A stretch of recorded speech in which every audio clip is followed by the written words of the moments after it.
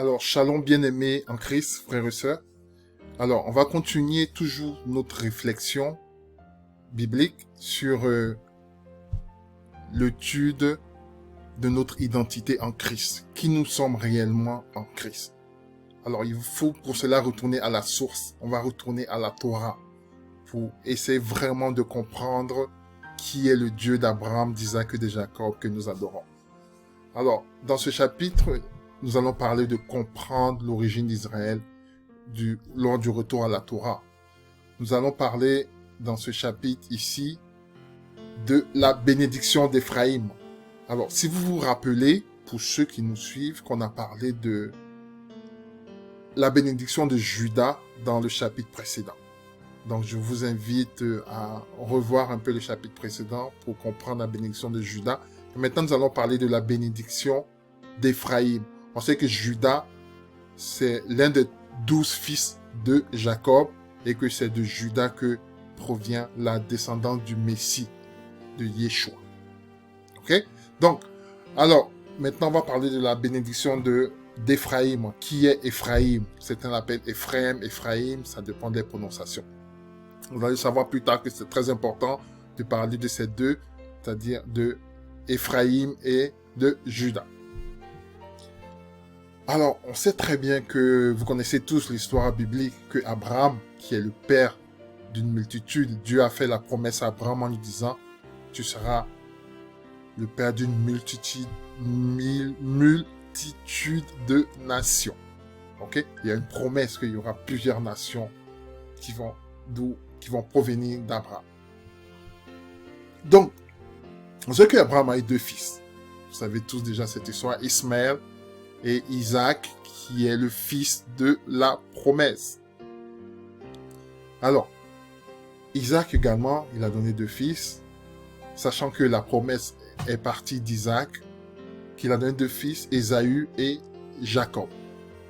Et que Dieu, à Isaac, il a béni Jacob à la place d'Ésaü. On connaît tous l'histoire de comment ça s'est passé, comment Ésaü a vendu son droit d'aînesse à Jacob. Donc, pour un morceau de viande.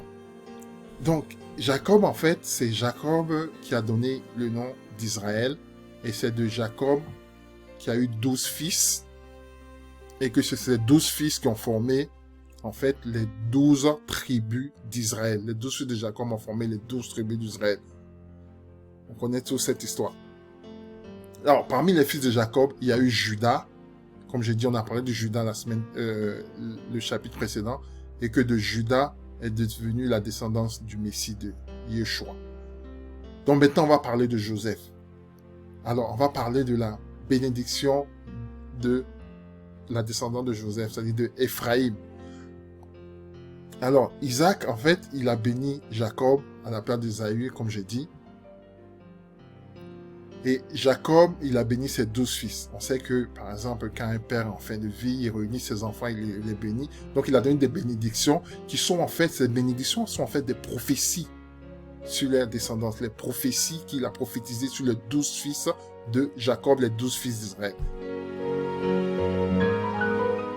Alors, on va essayer de lire ce qui s'est passé réellement. On sait qu'il y a Isaac qui a béni les fils de Joseph. Et il a choisi Joseph et qui a choisi Éphraïm à la place de Manassé. Donc on va essayer de lire ce qui s'est réellement passé en lisant, en fait je pense que c'est ça, Genèse 48 verset 14. Mais Israël étendit sa main droite et le posa sur la tête d'Éphraïm.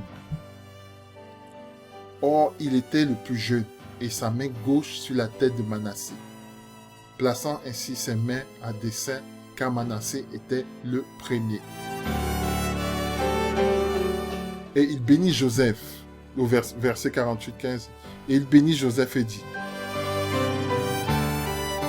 que le Dieu devant lequel ont marché mes pères, Abraham et Isaac, le Dieu qui a été mon berger depuis que je suis jusqu'à ce jour, l'ange qui m'a délivré de tout mal bénit ces jeunes hommes et qu'il soit appelé de mon nom et du nom des pères, Abraham, d'Isaac, et qu'il croisse pour une multitude au milieu du pays. Et Joseph vit que son père posait sa main droite sur la tête d'Éphraïm, et cela fut mauvais à ses yeux, et il saisit la main de son père pour le détourner de dessus de la tête d'Éphraïm et la poser sur la tête de Manassé. Donc, le père de Joseph, il a béni Éphraïm à la place de Manassé.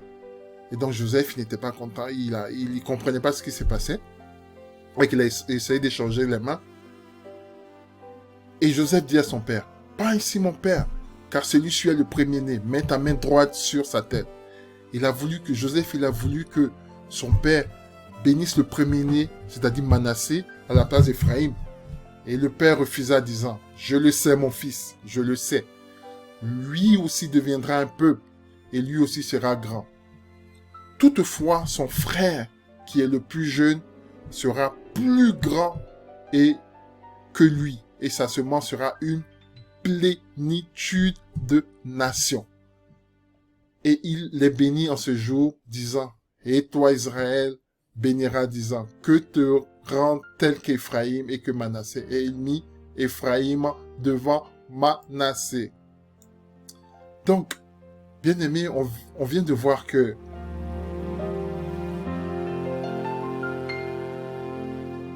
Éphraïm a été béni à la place de Manassé. D'accord?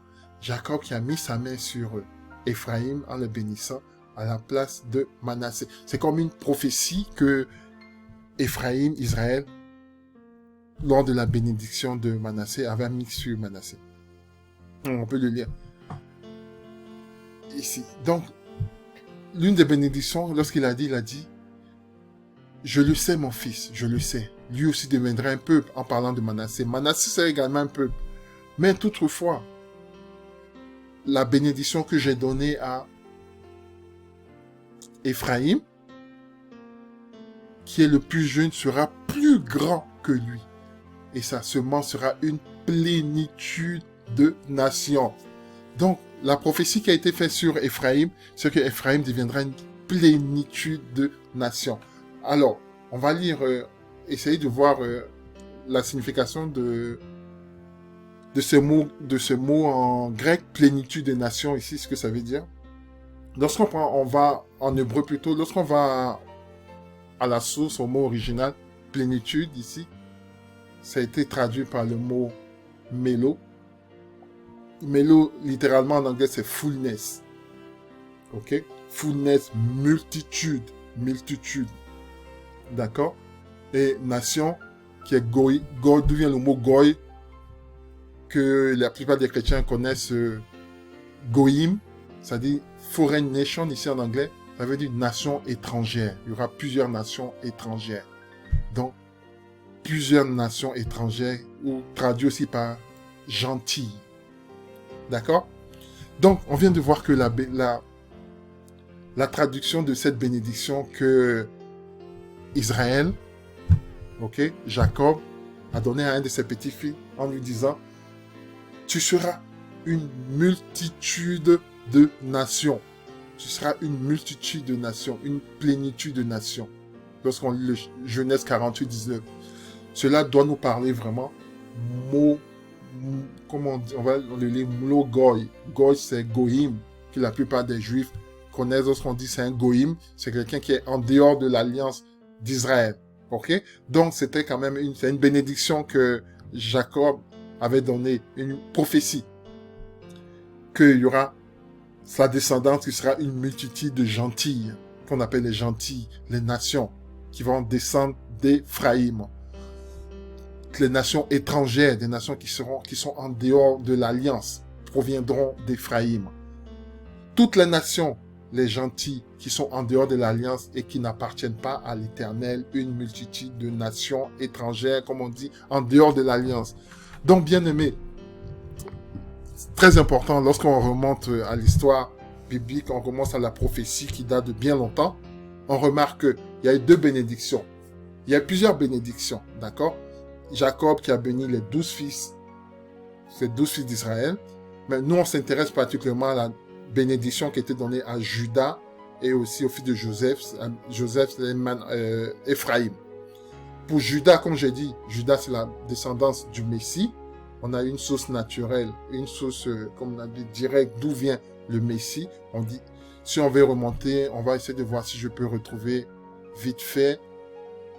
Voilà la bénédiction qui était de Judas. Alors, Judas, c'est le fils né de la louange, le lion de la tribu de Judas. Le sceptre ne se éloignera point de Judas, ni le bâton souverain dans ses pieds, jusqu'à ce que vienne le Shiloh, les peuples lui obéissent. Ça, c'est la bénédiction qui a été donnée à Judas. Judas, c'est la descendance du Messie. Il a reçu une bénédiction spéciale. D'accord? Donc, l'autorité, la gouvernance, la royauté. Donc, les Juifs qui représentent l'autorité, la gouvernance, la royauté, jusqu'à ce que Christ paraisse, on dit ici, le sceptre ne s'éloignera point de Judas et le bâton souverain dans ses pieds. Donc, c'est eux qui ont gardé la Torah. C'est les Juifs actuels. Quand je parle de Juifs, je parle uniquement de la descendance de Judas. En Israël actuel, qui est formé d'une partie, on va comprendre ça plus tard, qui est formé d'une partie de la descendance de Judas. C'est eux qui ont gardé les livres sacrés. On donne la prophétie qui dit que le bâton souverain ne va pas s'éloigner de Judas. D'accord? Et on parle du lion de la tribu de Judas. D'accord? C'est eux, malgré leur désobéissance à Dieu, qui ont quand même gardé l'autorité et qui ont quand même gardé les livres sacrés, tout ça. Donc, alors, je vous invite à regarder le chapitre précédent, on ne va pas reparler de ça maintenant. Là, dans ce chapitre, on a parlé d'Ephraïm. Contrairement à Judas, la bénédiction d'Ephraïm ici, on dit que Ephraïm sera grand, très grand, et il sera une multitude de nations. Comme j'ai expliqué, l'origine du mot plénitude de nations qui veut dire nation païenne en dehors de l'alliance. C'est-à-dire la promesse a été faite également que sa descendance sera plusieurs nations. D'accord? Ce sera plusieurs nations, plusieurs personnes qui sont en dehors de l'alliance. Ici, comme on veut dire, des nations étrangères, foreign nation, comme on peut le voir en anglais, qui veut dire goïm, ici. Donc, bien aimé, Ephraïm a reçu la prophétie que sa descendance deviendra une multitude de nations. Et donc, plus tard, on va essayer de comprendre ces deux prophéties, comment ces prophéties se sont appliquées de nos jours. Et puis, cela va nous aider à vraiment comprendre notre identité en Christ, qui nous sommes réellement dans le Christ. Donc, je pense qu'on va s'arrêter aujourd'hui pour ce chapitre et on va continuer plus tard dans cette réflexion biblique. Merci et on se voit bientôt. Shalom à tous.